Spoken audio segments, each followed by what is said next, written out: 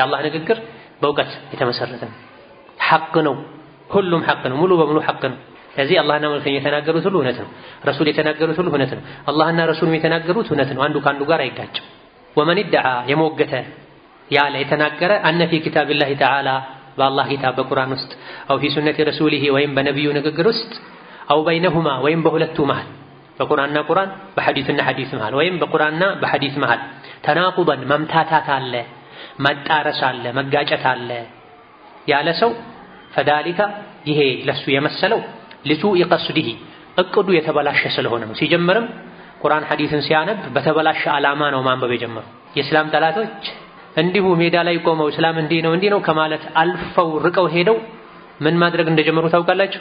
በእንግሊዝኛ በፈረንሳይኛ የተዘጋጁ ቡኻሪ፣ ሙስሊምን፣ አቡ ዳውድን፣ ትርሚዚን፣ ነሳኢን፣ ኢብኑ ማጃህን ሌሎችንም የሲራ ኪታቦችን በሌላ ቋንቋ የተተረጎሙትን እየገለጡ ሙሐመድ እንዲህ አድርጓል፣ ይኸው በሐዲስ እንደዚህ ተዘግቧል፣ ኢስላም እንዲህ ብሏል፣ ይኸው በሐዲስ እንዲህ ተዘግቧል ብለው ኢስላምን በኢስላም መጽሐፎች ለመምታት ጥረት ያደረጉ እስከምን ድረስ ርቀው እንደሄዱ ልብ በሉ። ወጣቱ በጫት በኳስ በፊልም በሶሻል ሚዲያ ተጠምዷል። ጠላቶች ቡኻሪና ሙስሊምን እየቀሩ እኛን በቡኻሪና ሙስሊም ሊመቱ ሊያደናግሩ የሞከሩ ከየት መጥቶ ነው ይሄ?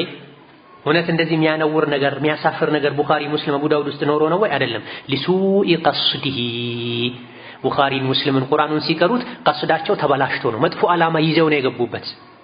ወልቁርአኑ ሐማለቱ አውጁህ ተብሏል። በሽተኛ የሆነ ሰው ቁርአኑ ሲገባ በሽታው ይባብስበታል። ይሄን ቁርአን ላይ አላህ ነግሮናል። ፈአማ አለዚነ ፊ ቁሉቢሂም ሪጅሱን ፈዛደሁም ሪጅሰን ኢላ ሪጅሲሂም። ቀድሞ ልባቸው ላይ በሽታ ቆሻሻ ያለባቸው ቁርአን ሲወርድ ቆሻሻው ይባባስባቸዋል። ያመኑ ግን ቁርአን ሲወርድ ኢማናቸው ይጨምርላቸዋል ይላል። ሊሱኢ ቀስዲሂ ስለዚህ ቁርአን ሐዲስና ሐዲስ ቁርአንና ቁርአን ይምታታል ያለ ሰው እንዲህ ነገር የገጠመው ሊሱኢ ቀስዲሂ ዓላማው ስለተበላሸ ነው። ቁርአን የሚቀራበት ዓላማ ቁርአን ላይ ችግርን ስህተትን ለመልቀም ከገባ ነው። አያገኝም። ሲያጣ ምን ያደርጋል? የሆነ ነገር ያልገባው ነገር ስህተት ነው ብሎ ይይዛል። ወዘይጊ ቀልቢሂ ቀልቡ ስለተበላሸ ነው። ዓላማው ስለተበላሸ ቀልቡ ስለተጣመመ ነው። ፈልየቱብ ኢለላህ ወደ አላህ ይመለስ። ወሊየንዘዕ ይታቀብ አን ገይሂ ከጥመቱ ይታቀብ። ወመን ተወሀመ የተጠራጠረ የገመተ ሰው አተናቁደ ፊ ኪታቢላህ ቁርአን ውስጥ መምታታት አለ ብሎ አው ፊ ሱነቲ ረሱሊሂ ወይም የነቢዩ ሐዲስ ውስጥ መምታታት አለ ብሎ አው በይነሁማ ወይም ቁርአንና ሐዲስ በሁለቱ መሃል መምታታት መጋጨት አለ ብሎ ያለ የገመተ ሰው ፈዳሊካ ይሄ የሆነው ኢማ ሊቂለቲ ዒልሚሂ ወይም እውቀቱ ስላነሰ ነው። የፊተኛው ኢድዓ ነው የሞገት የተናገረ ሰው ነው።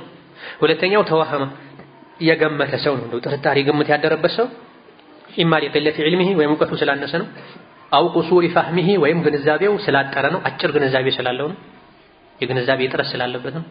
አው ተቅሲሪሂ ወይም ስላጎደለ ነው። እሱ ራሱ ፊት ተደቡሪ ማስተንተን ላይ ማጥራት ላይ ማጥናት ላይ ማጣራት ላይ ማመሳከር ላይ ስላጎደለ ነው።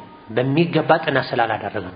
በሚገባ ጥናት ካደረገ ይገለጥለታል። በሚገባ ጥናት ቢያደርግም ደግሞ ቁሱር ፈህሙ አጭር የሆነ ሰው አለ፣ እውቀቱ ትንሽ የሆነ ሰው አለ። ስለዚህ ችግሩ ሁሉ ዞሮ ወዴት ተመለሰ? ወደ ሰዎች ተመለሰ ማለት ነው እንጂ ቁርአንና ሐዲስ ችግር የለባቸው። ቁርአን ከቁርአን ጋር የማይጋጭም፣ ሐዲስ ከሐዲስ ጋር የማይጋጭም፣ ሐዲስና ቁርአንም አይጋጭም። አንዱ አንዱን የሚያጠናክር ነው። ከአንድ ምንጭ የተቀዱ ናቸው። ከአንድ ምንጭ የተቀዱ ናቸው። ከቁርአንና ቁርአን አልፎ ቁርአንና ተውራትም ቁርአንና ኢንጂልም አይጋጩም። አሁን ያለው የተሰረዘው የሰው እየገባበቱ ካልሆነ በስተቀር ፈልየብሐት ዐኒል ዒልሚ ቁርአን ውስጥ ሐዲስ ውስጥ መምታታት አለ የሚል ግምት ጥርጣሬ ውስጥ ላይ ያደረበት ሰው ፈልየብሐት ዐኒል ዒልሚ እውቀት ይፈልግ። ወልየጅተሂድ ጥረት ያድርግ ፊት ተደቡሪ ማስተንተን ላይ ማጥናት ላይ ማስተዋል ላይ ሐታ የተበየነ ለሁል ሐቁ ይገለጥለት ዘንድ ሐቁ እስኪገለጥለት ድረስ ጥናቱን ይቀጥል በማጥናት በመመራመር طبعا መሰረቱን አሟልቶ ማለት ነው እንጂ ማንኛውም ሰው ብድግ ብሎ ሽርጥ ታጥቆ ክታብ ላይብረሪ ውስጥ ገብቶ የፈለገውን ነገር ተመራምሮ ማግኘት ይችላል ማለት አይደለም። ለመመራመር ቀድሞ መማር ያስፈልጋል።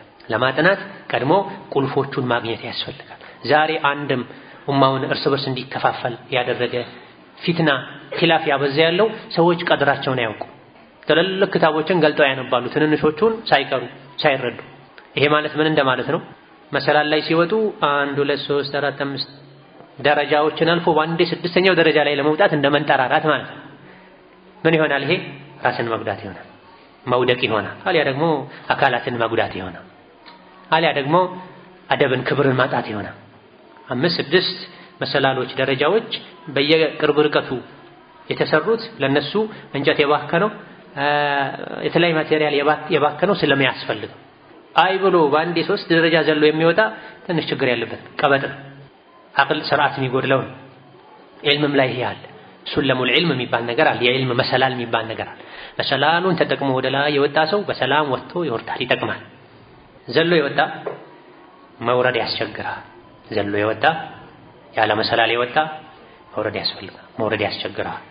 ፈኢን ለም የተበየን ለሁ አጥንቶም እውቀት ጨምሮም ተደቡር አድርጎ ተመራምሮ አጥንቶም ካልተገለጠለት ፈልየኪል አምራ ኢላ ዓሊሚሂ ነገሩን ወደ አዋቂው ወደ አላህ ይመልስ። ወልየኩፋ ይታቀብ አን ተወሁሚሂ ከግምቱ ይታቀብ ከመጥፎ ግምቱ።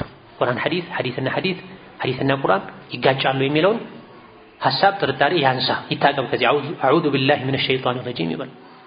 ወልየቁል ይበል ከማ የቁሉ ራሲኹነ ፊል ዒልሚ በእውቀት የበሰሉ በእውቀት የጠለቁ አዋቂዎች እንደሚሉት ይበል። ምን ይላሉ? አመና ቢሂ ቁርአን ሐዲስ መሆኑ እስከተረጋገጠ ድረስ አምነንበታል።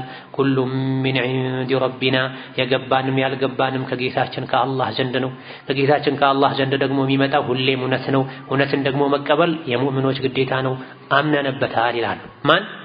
ራሲኾች በዕልም የበሰሉ የጠለቁት። ወሊያዕለም ይወቅ አነል ኪታበ ወሱነ ቁርአንና ሐዲስ ላ ተናቁዳ ፊሂማ በውስጣቸው እርስ በርስ መጣረስ የለም።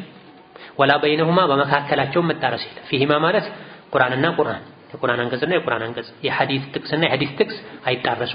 ወላ በይነሁማ ቁርአንና ሐዲስ እርስ በርሳቸው አይጋጩ። ወላ እኽቲላፈ አይናጉ። አንዱ ሐቅ ነው ያለ ትክክል ነው ያለ ሌላኛው ትክክል አይደለም አይልም።